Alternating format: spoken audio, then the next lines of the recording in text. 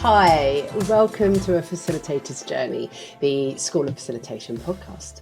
Today I am joined by Caroline Boyd, who is an associate trainer, coach and facilitator. Our theme of the conversation is all about associates. What it means to be an associate, what it means to be a training company with associates, what is the dynamic of a great relationship, the journey that an associate goes through in a lifetime. So my invitation to you is get a cup of tea, draw up a seat and join me on the pink seat and enjoy this conversation because it is a goodie. And just so full disclosure, Caroline and I have known each other for 25 years. So you know what it's like when you interview a friend. Enjoy the chat. Hey, Caroline. Hey, good morning, Kirsty. Welcome to the SOF podcast, A Facilitator's Journey. The first question I ask all my guests is, how do we know each other? Oh, this is a lovely question. I first met you, Kirsty, the day I arrived at the Guinness GB headquarters, Park Royal, September 1999. That's too long ago, isn't it? You were wonderfully welcoming, and it was the start of a new chapter in my life. And a new friendship, 25 years. A new French. It's blooming lasted, hasn't it? It has, it's awesome. I love it.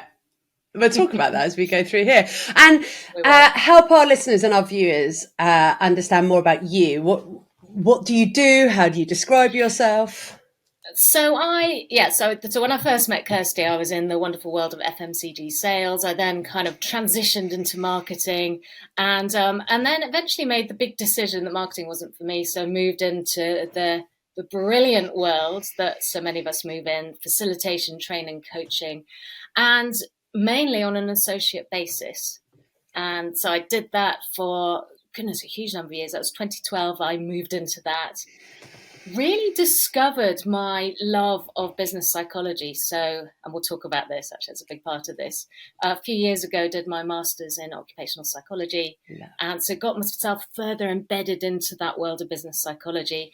And now I have my own clients and I work for 3 or 4 associate organizations as well. Brilliant. And that's a good end of word, associations, because today's topic is associates. So many of our listeners are associates, and I've been an associate. That's where I started my journey of leaving a corporate space. And I think there is a whole dynamic to being an associate and also bringing associates into your business. And you even took it a step further, as you said, this was the topic of your thesis. So I'm very excited about this conversation because we're going to talk about like the dynamics of the training company, the associate relationship. Let's talk about what it means to be an associate and all that goes around it. Ready? Brilliant. Let's do it. So let's start, because this for you, when you left corporate, were you an associate or did you have your own clients? I went straight into being an associate. And what made you choose to do that? Because I did the same. What was that about? I think that was, for me, I was just discovering my craft. That doesn't sound too grand. It was a big departure from being a big marketeer in a global corporate to saying, do you know what, I'm going to do something totally different. And this was a really nice, safe way to explore and to train. And let's be honest, I had I had within my job in marketing, had experience of facilitating and training, but I wasn't a trainer or a facilitator. So this was a nice way to get trained up, to get experience, to get myself in front of clients in a no-risk basis. Yeah. And for me, I was already a trainer and a facilitator, so that wasn't the problem. For me, it was a safe decision. It felt like it was someone, I didn't even know this world. So it was a way, as you say, to explore this world. How does it even work? Like, what does that even look like? And do something that I thoroughly enjoy, which at that time was sales training, and work with amazing clients that this one particular I worked for one company, and I loved it. So it felt like a low risk. It is, isn't it? There's something really nice you said there. It's that getting in front of, because I work for a massive training organization, I still work for them. And it was getting in front of the big names was really exciting. I was just starting out on that path, and to get in front of clients that on my own, let's be honest, there was no way I was going to get hold of those kind of clients. It was exciting at the same time. Yeah. So there's this, one of the reasons I think people do go to the associate path is get in front of clients. It's a safe bridge into this new world. We call it freelancing now. I don't think it even had a name when I left. It was just like, oh, I'm going to go and work for myself. Also, it helps you just dip your toe into this different way of being, because when I left Diageo, I called it coming out of the Diageo duvet, because it was so comfortable. Nice. It was. And like, you don't have to worry about your IT, your telephone, getting paid, your pension, your healthcare. And suddenly all of that is yours to sort out. So it was a safe bridge. Now, you said you did occupational psychology? I did do occupational psychology. I did. Tell us about the thesis that you chose to write. I decided to study employee engagement, but from the perspective of somebody who's not an employee. In other words, an associate. Amazing. So tell me more. What did that actually mean?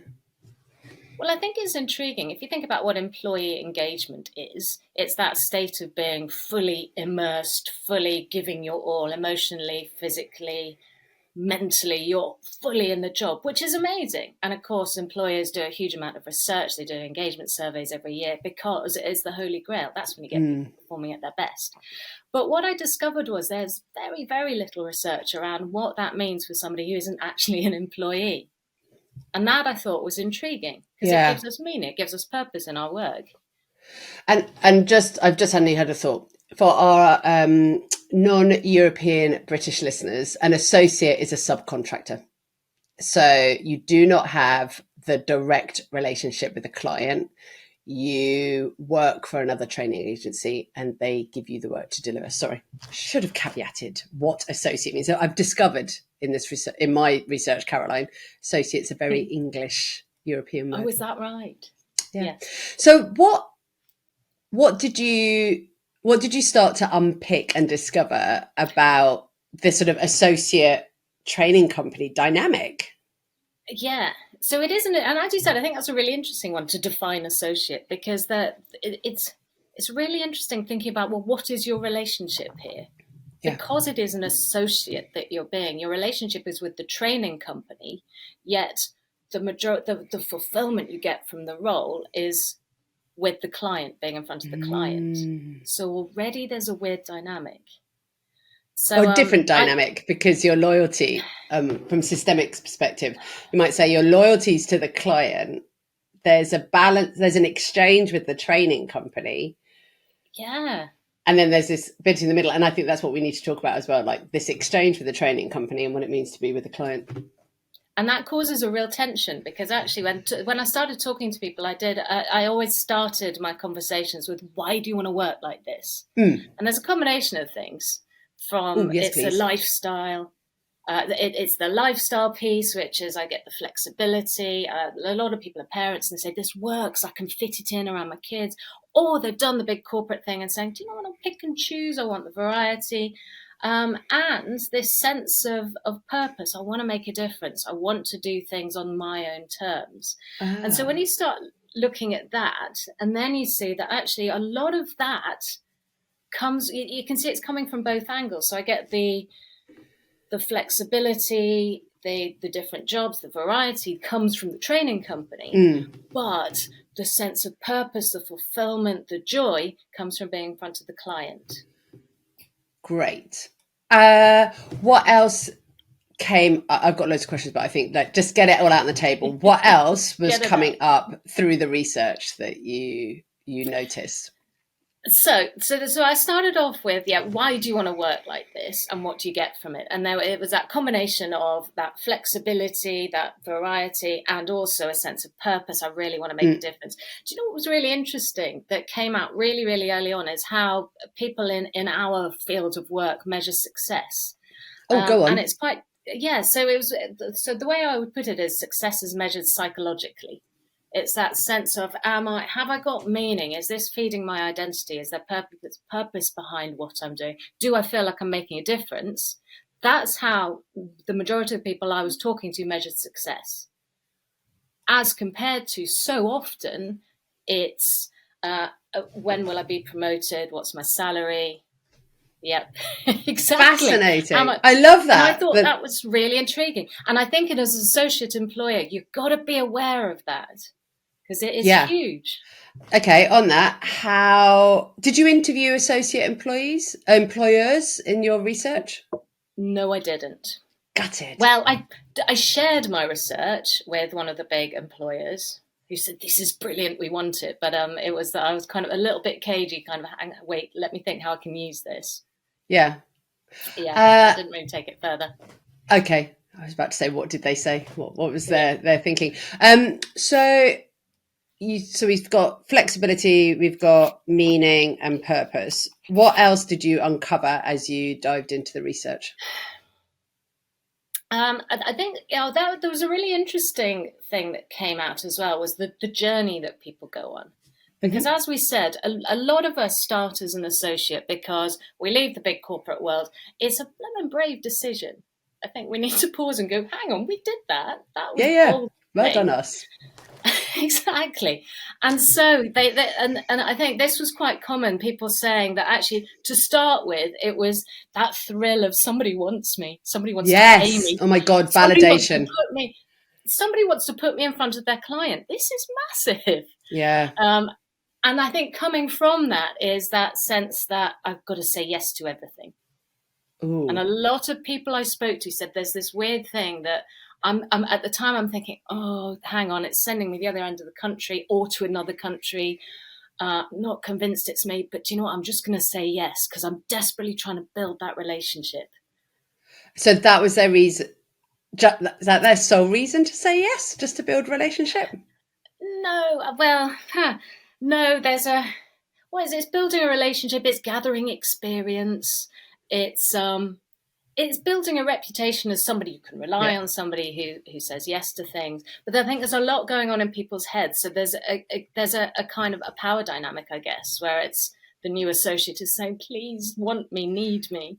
Well, that to me is something that you haven't even said. To me, that's self-validation. That's there's some inner work. And I was told when I became an associate, sort yourself out. You need to, before I even started, you need to do your inner work, because if you don't do the inner work, it will show up in your outer world. And I think what you've just described there is potentially one of the other reasons of saying yes. Often it's financial, but also it's like a validation. I am worthy. Therefore, someone wants me. It fulfills that. However, is it right to say yes to everything? I would say no, because maybe some of the work isn't right for you, isn't your sweet spot, doesn't fulfill you.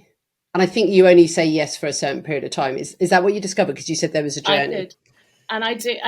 Well, it's funny, Kirsty. I remember you and I having a conversation and me very grandly stating something massive has happened. I've started saying no.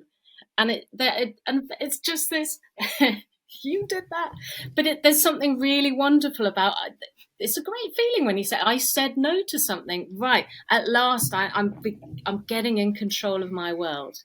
And that's where I think it gets interesting. And you could almost argue you have to go through that first bit. Because you have to establish yourself. You have to demonstrate that you're available.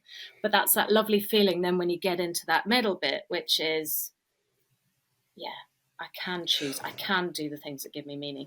What for you, what shifted to enable you to say no? It was I think validation was a really interesting thing. I was getting really good feedback. I was in demand. I wasn't just working for one company. So it was that it felt less precarious. Because to start with, I thought I'm only as good as my last job. I've got to keep saying yes, because actually that's what I can offer, because I haven't really got a lot else to give. I'd be quite down on myself.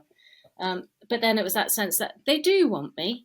I know I'm doing well. Clients, and that's the other thing. It's when clients start asking for you. That's when some of that balance shifts as well. Did you ever say yes to any work that you should have said no to because it's not even your sweet spot? Of course I did. Yeah, I think we all do. And let's just talk about how does that feel? What are you be thinking when we're in the moment as well? What's it like? Kurt, it's a really nice question, because so much of my research, time and time again, it came out is I do this because it gives me meaning, because it gives me purpose, because I want to make a difference. And so saying yes to the wrong work and doing it's soul destroying. Yeah. And I know it's bad. It's when you're sort of watching the clock and you're thinking about, and in my head I'm saying, just think about the money, think about the money. Wow. And I've already said we measure success not on the money and the promotion. We measure success on how good it feels. Am I making a difference? And particularly if you have a string of those, that really brings it down. I guess as well, I'm just thinking about if someone's listening to this and they're at the start of their journey, we're saying say yes, definitely say yes to all the things that you can do. We advise caution when something gets put in your path that you just know that's not me. And if the inner voice is going, listen to the inner voice, it is okay to say no, and be honest with the people who are asking you to do the work, why you're saying no.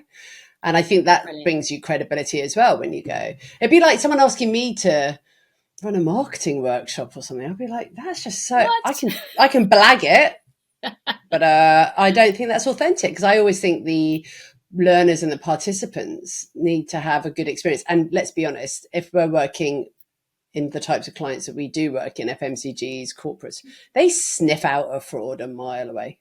Yeah. And also, you get lost in your head. It's when you're standing in front of the room going, I don't really know what I'm talking about. And then you start to question yourself. But I've had people come, tell me, this is only in LinkedIn land, I can train all these different topics. And then I'm like, wow, do you know all of that? And they're like, well, there's just a good trainer guide. It's fine. And I'm like, but you don't have the experience. Oh, it's okay. I'm like, so inauthentic.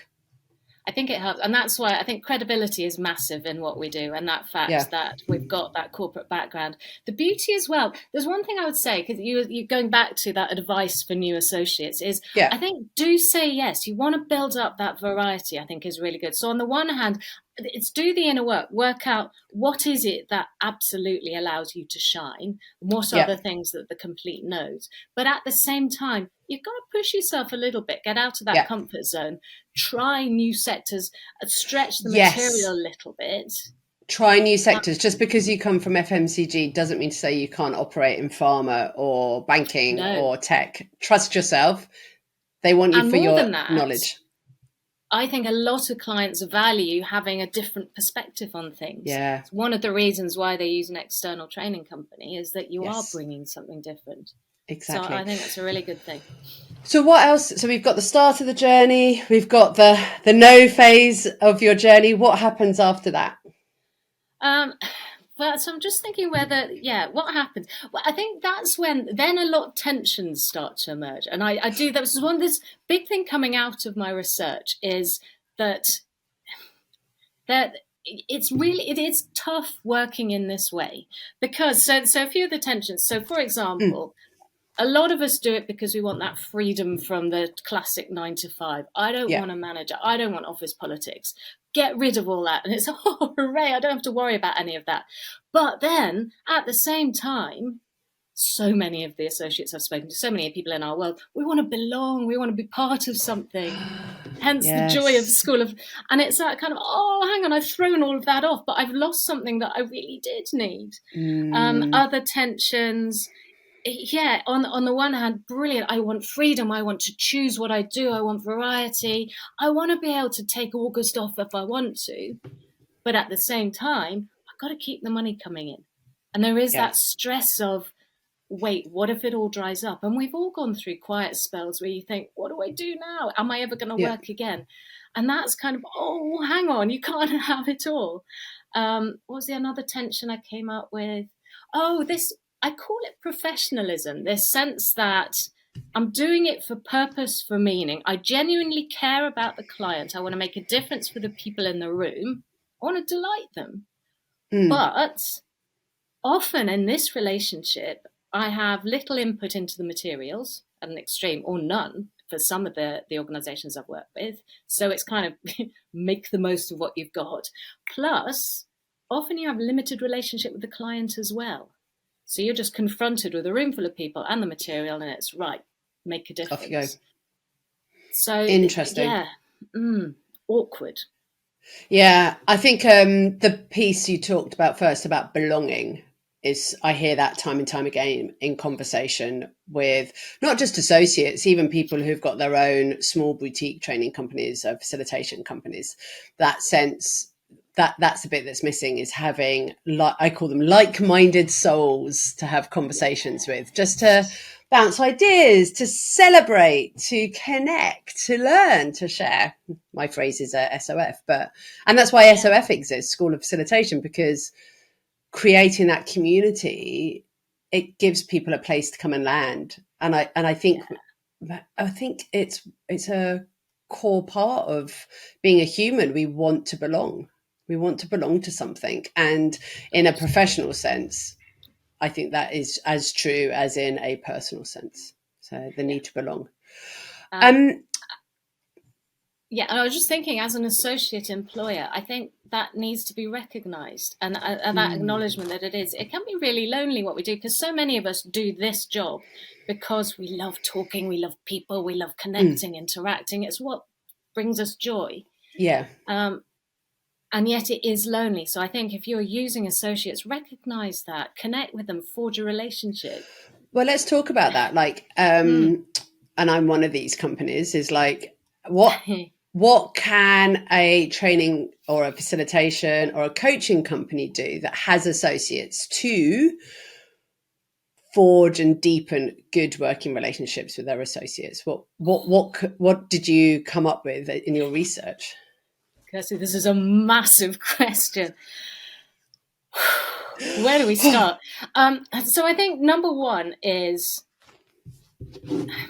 the best thing you can do is step into the shoes of an associate. Think about, why does somebody work like this? Yeah. Because they want meaning, because they want variety, because it gives them a sense of purpose, and that's how they measure their success. So understand that.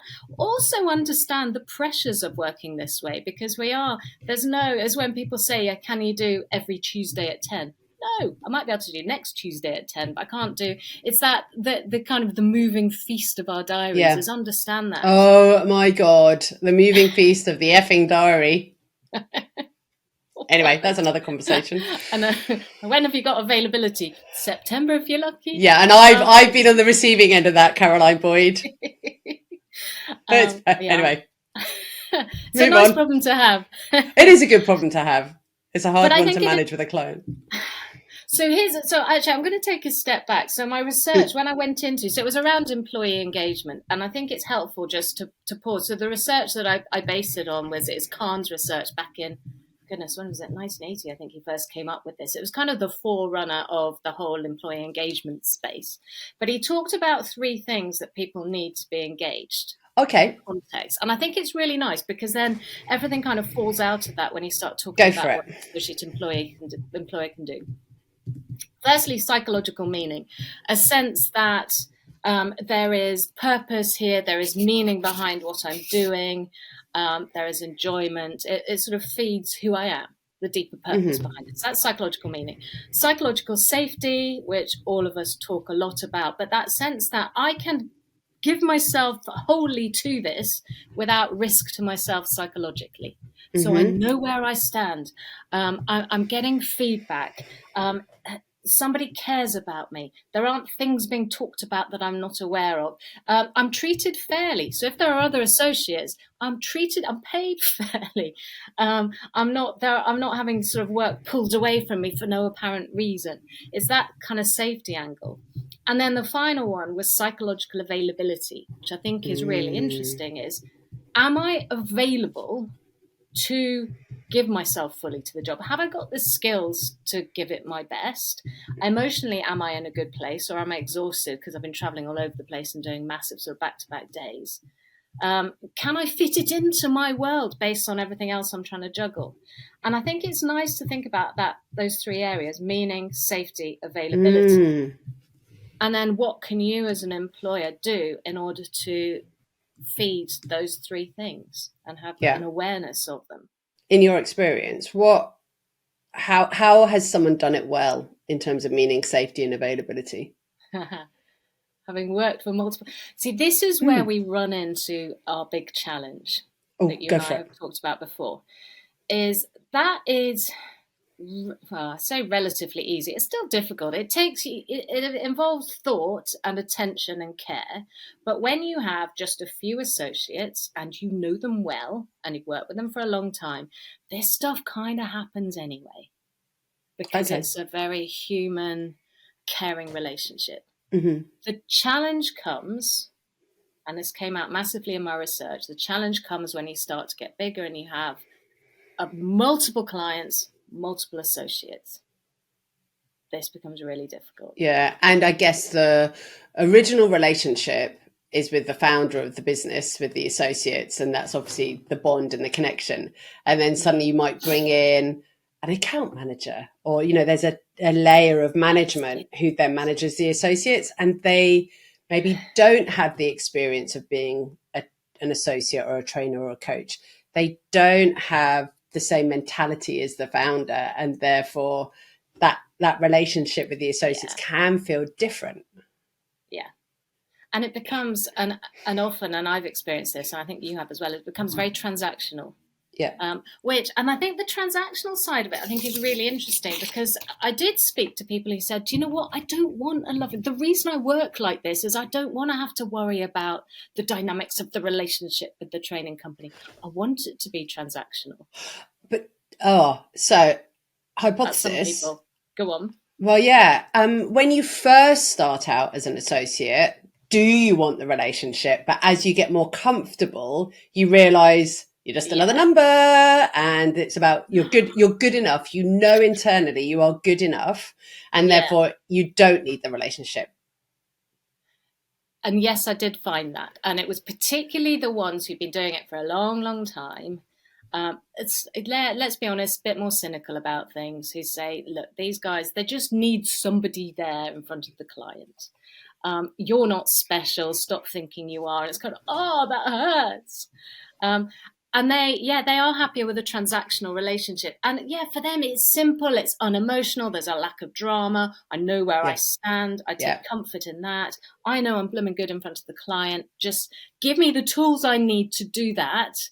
You don't have to love me and stroke me and whatever else. Yeah, I do. I think about myself. I needed the stroking and the validation in the first few years, though. Genuinely did.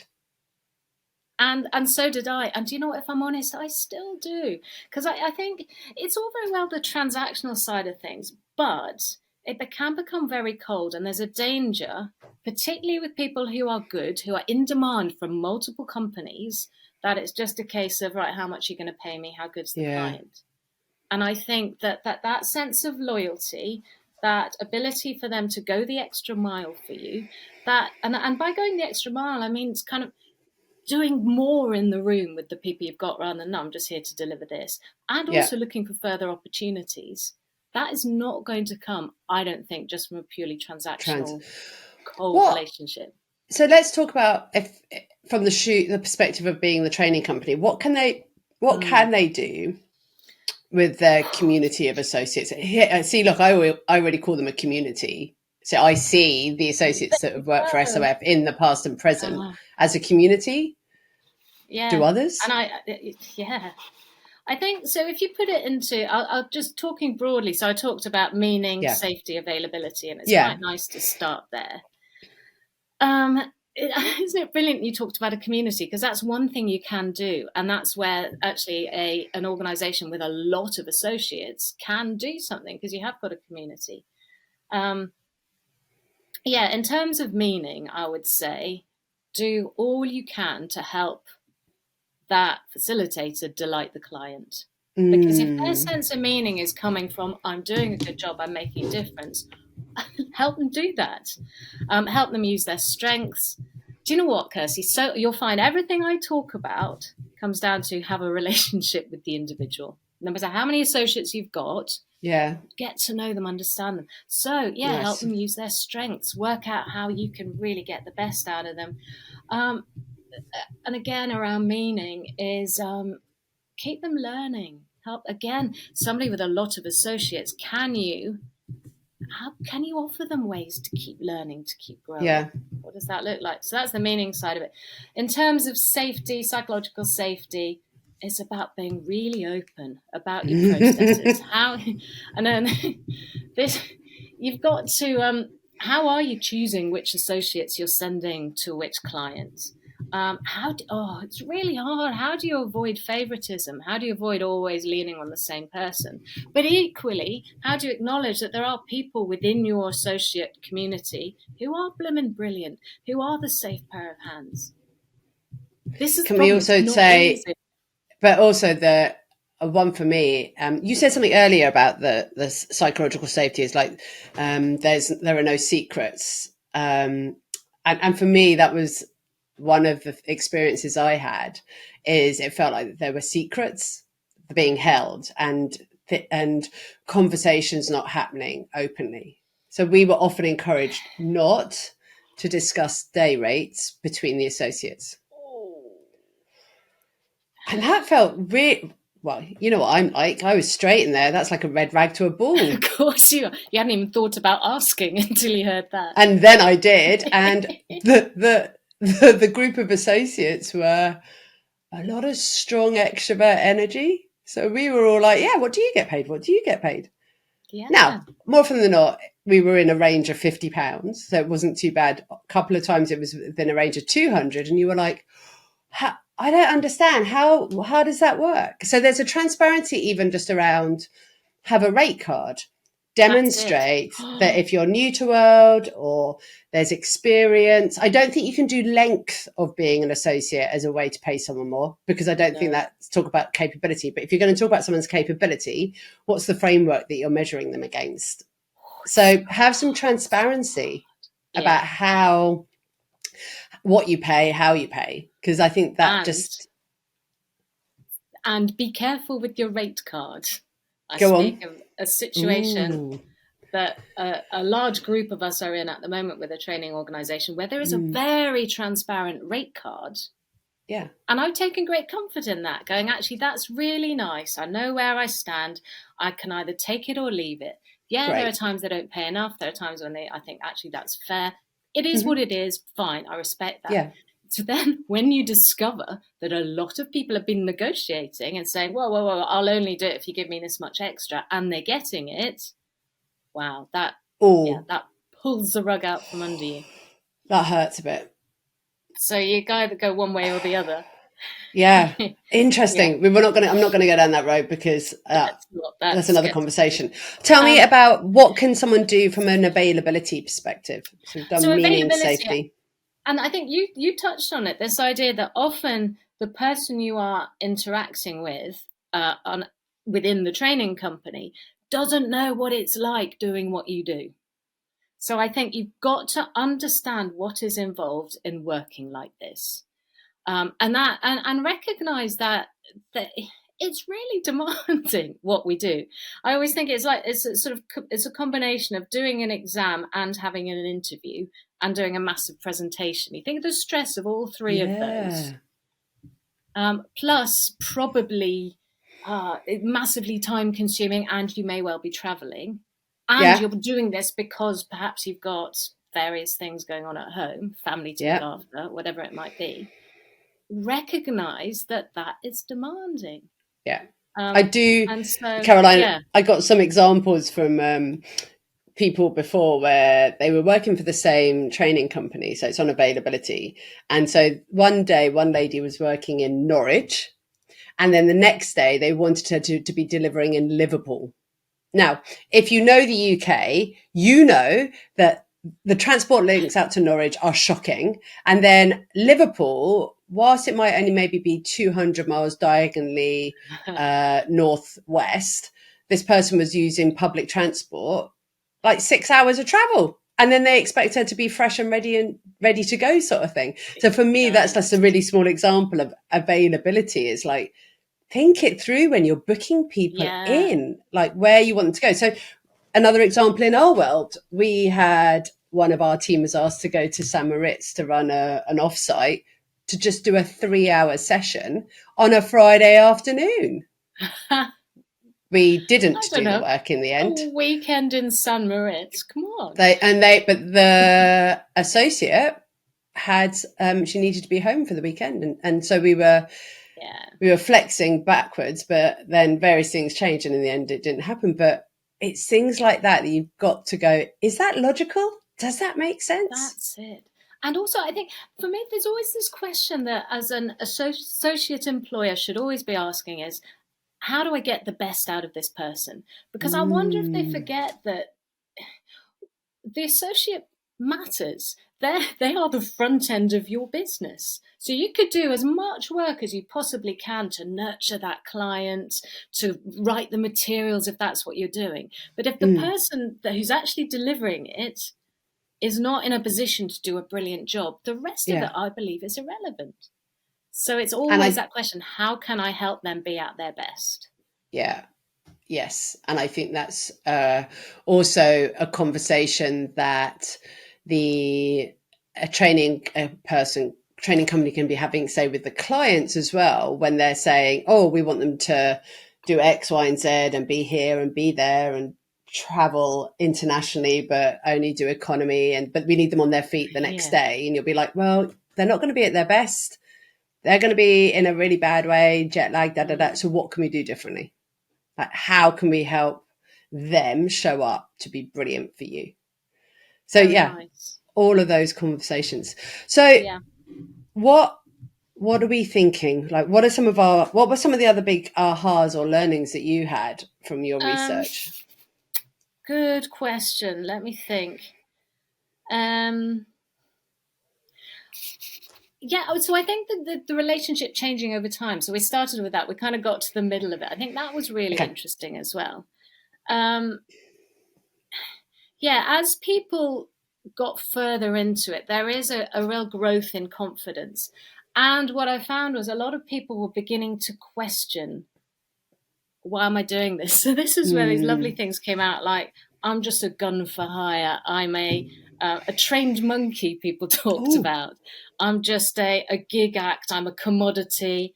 I'm interchangeable. I'm disposable. And there was real cynicism creeping in. And is it at that point people leave? That's when they start going, there's got to be something else for me. And this is where, and I think most of us go through this sort of psychological journey of, wait, why am I being paid half as much to do something that I could do and get paid twice as much for? I could do then this what better. happens? Then what happens?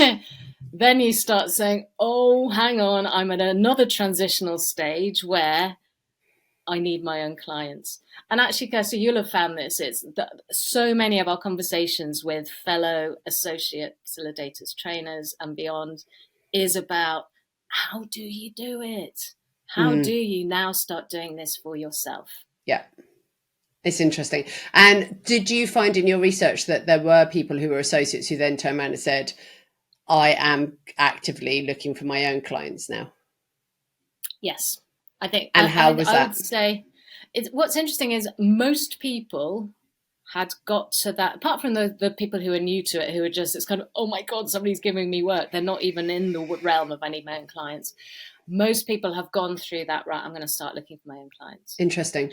And did you then what's that like? Like, how is it finding your own clients? Let's talk about that.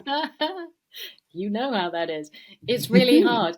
So as somebody who's been through that journey myself, who has set up my own management development company with a business partner, is it's really hard. Because on the one hand, the reason I did it was an identity thing, I guess you'd call it, is a sense of, and pride, a sense of I'm good at what I do. I've done this for enough years now to know the material. I've got a master's in psychology. Come on, I know the material inside out. I've worked with such a diversity of clients, all different levels. I know what I'm talking about. Yeah. And a sense of why am I being a trained monkey, a gun for hire? And also, look, I started off in sales. I can do this. Okay, so what happened next? Let's just share a bit of your journey, if that's okay with us. So my journey, during COVID times, I set up a management development company with a business partner. That for me was a lovely way of doing it. Because I'm a team player. I need to be with somebody, not so good on my own. And that was really nice. And you know, it was perfect during COVID times because we wrote a whole heap. We worked out what we were all about. We decided we were about middle managers, the poor people, the unloved, who have the weight of the world on their shoulders from above, from below, expectations. It was, we need to talk to you. We created a whole heap of materials. And then we went out there trying to get clients. And how did you find that? Well, it's a good question. Where did I get to with that? Because I have been on a journey with that. It is lovely. I got clients, a few clients. Where I've come to with that is a really simple question that kind of drives my life, I guess, if you want to get deep, or not very deep and hear what the question is. What brings me joy? And that is... But I think that's the question for us all, Caroline. What brings me joy? Yeah, that is my philosophy on life: is do what brings you joy, and I don't think about it much more deeply than that.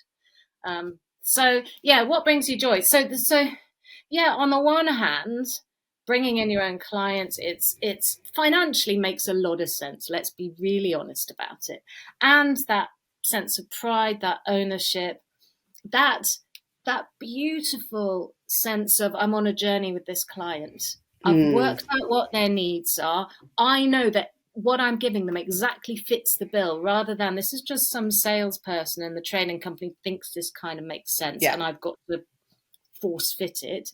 No. I've done this.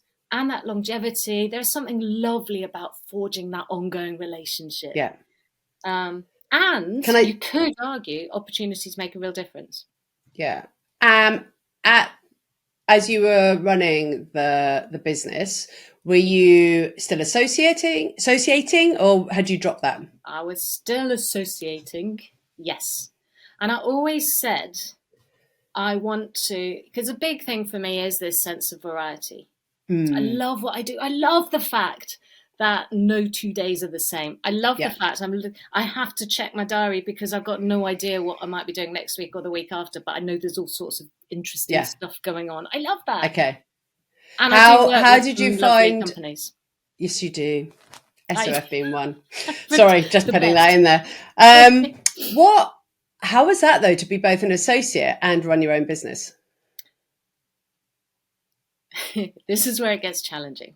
And hence why, I went through a big thought process. So I said all of the reasons why it made sense. And yes, I did get that. But you enter a world of, what would I call it? The sales hustle. Yeah. It sounds really bad, but it is, isn't it? I suddenly had to embrace LinkedIn, which just makes me shudder. Which is really sad. And I love it. That actually needs to be a whole other thing. I know, and you're brilliant we'll talk about that. It makes me cringe. I don't know. Anyway, so business development and putting yourself. And yes, I come from a sales background, but not this kind of sales. It's a different kind of sales. It's a different kind of sales, and it's when all the voices in your head go, "Who are you to be talking to them? You're a fraud." And it really, it did mess with my head. Let's be honest. And you enter a world of having to, all the financial admin around it. You're running you've got to be a grown up. Which is a really sad thing to admit. And oh gosh, there's so much creating the materials. Oh, it takes me days to write a course. So Caroline, you said something. Caroline, you said something earlier. It makes more financial sense. And inside I was laughing. I was like, it only makes more financial sense when you hit a certain threshold, because the amount of time it can take to secure a new client and do the design, sometimes it does not make financial sense. I just want to put that out there. We don't discuss it, but sometimes it does not make financial sense in comparison to maybe just saying, I'll just be an associate because I do not have to do any of the hard work. You've nailed it, because it's so comforting to hear that, particularly the days it can take me to come up with just an hour and a half course, because I get so excited. There's so many ideas. I'm trying to cram it all in. Writing, and also working on the relationship. Yeah, I love doing that, but that's hard work and it's time consuming. And so I came back to what is it that really brings me joy? And that's so where have you got to? I had to be honest with myself and say the biggest joy I get is standing in a room in front of a group of people doing what I call it my jazz hands, but it's not all jazz hands, is it? It's jazz hands. Jazz hands. Caroline does brilliant jazz hands. I know I have to dial it down sometimes, but it is that being with a group of people. It's I say, why do I do what I do? The privilege of having conversations with people about the things that really matter. So help the audience understand where you're at now. Are you associating and your own clients, or one or the other? Where I got to was I was doing 10% of my time own clients, 90% associating. Wow. Oh, okay. Which is... I'm pulling faces here if you're listening. I'm like, really, Caroline? But that constant, that horrible feeling where in the back of your head is, I really ought to. And I kept getting advice. Oh my God, that's not a reason to run a business. I ought to. You said it. My business partner said it is right. What you need to do, and I tell you, if you want to just push me away and say what you need to do is whatever. What you need to do is put aside 2 days a week to work on your own business. Did I not? Yeah. Oh my God, I was so saying that to you. But because that's true. You can't run a business whilst you're running an associate practice. I know. I'm worried now I'm coming across as ridiculous. No, you're not. Caroline, I think what you're sharing is a really honest point of view, that there are people who will be listening to this as well going, hold on a minute, as an associate, I get paid £1,000 a day, £1,200 a day. Oh, I've just realised that as the company who own the relationship with the client, they might be charging me out of £3,000. I deserve more. Yeah. That's another conversation for another day. I beg to differ, because the amount of work it bloody takes to win a contract. I know. So therefore, people then go off and go, right, I'm going to find my own clients, which is something you've experimented with. And you then turn around and go, nah, do you know what? You've said it yourself. Like for these reasons, I'm not happy. It doesn't excite me. It doesn't bring me joy. Whereas if you talk to someone that we both know, Mark Cranston and Mark Grice, who run Total Negotiation, or you talk to Simon Kettleborough, who runs Euphoria Partners in South Africa, they love the business building. They absolutely thrive on that. And their businesses are a reflection of that. Like, they have got great businesses and global businesses, partnerships. And that's because that's what they love doing. And do you know what? It's okay, I think, for some of us to go, I am an epic coach, trainer, facilitator, and I'm going to be an associate. So that's where you've netted out, isn't it? It's a real confession. And actually, my business partner is like the Marks, the Simons that you just described. And the beauty is the way we set up the business is he can carry on doing that. Great. And I just gently step to the side and keep doing what I love. And I had to be really careful with that decision, because there's a danger that decision comes from a place of, it's just too blimmin' hard work. Therefore, I'm going to go back to the easy. Okay. You talked about the duvet of Diageo. It's the duvet of being an associate. And I had to challenge myself on that. Am I just playing it safe? And And I genuinely don't think I am. It is, for me, it's the joy I get from what I do is being, and it's particularly it's face to face, way more than virtual. I need to be there. It's the conversations I have in the room, and I want as much of And that that as is possible. absolutely okay. So if anyone is sitting, listening, or watching Caroline and I chat, and you have been an associate, you're thinking of dipping your toe into finding your own clients, go for it. And if you go down that route and you might be there now thinking, I don't want to do this anymore, that's okay too. Like, be bold, be brave, have the conversation with yourself. Maybe even ask the question Caroline uses, what brings me joy? And doodle it. Like, what brings me joy? And if it is the business building, if it is the creating of that, fantastic, because there are people out there who love doing it. But if it is, like you said, being in the room, helping others, developing, coaching, there are ways that you can do that where you do not have to be finding the business. Well, that's Caroline, really comforting to hear that. I do still have my own clients. I do still have a few clients that I have nurtured. I've had for a number of years. And I like that because it feeds another part of me that I've just got quietly there. Okay. So and that's good as well.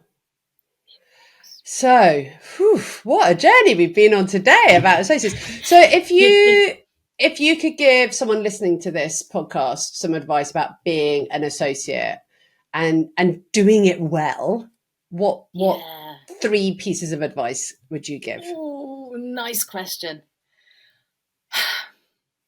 I think number 1 is work out. It's going to become a cliche now, isn't it, with us? What brings you joy? Work out what it is you really want.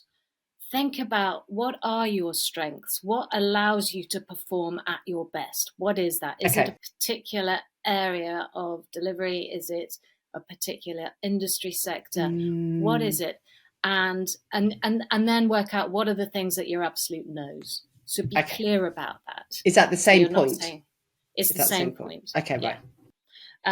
Number 2, I would say, I think number 2 would be diversify. Don't just be an associate for one organization, because I think that for me was a problem. I felt as though, how open to be. There's a danger you feel trapped and that you have to say yes to everything, and whatever they say matters so much. And if you don't get a piece of work or it goes wrong, it's a stab to the heart.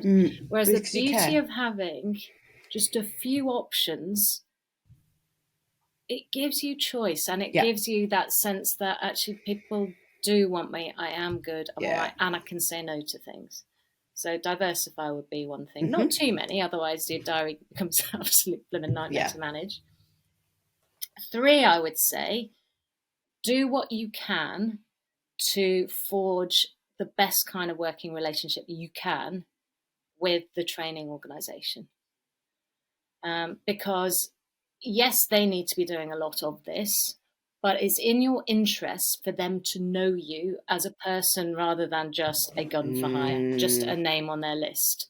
So after you've run a session, let them know, here's how it went, here's what I found, here's what I thought, check in with them, here's what I'm up to, here's what my diary's looking like. Nice. Take an interest in them. Yes, I agree. It is in your interests to forge that. Let's go the other way. What one piece of advice would you give a training company about what they can do to something with their associates? I'm not too sure what can they do. I think to get the best one. Do you know what my biggest piece of advice would be? Whoever it is who is on the front end of dealing with your associates, do what you can to get them to know what it is like being an associate. So I think it's criminal, these training organizations where you've got people who are putting associates onto clients who've never even sat in on a session, who don't even know what happens in the room. It seems absurd to me. So let them spend time with somebody who works in this way. shadow them, get to know them. Even better, can you get them to go and deliver something?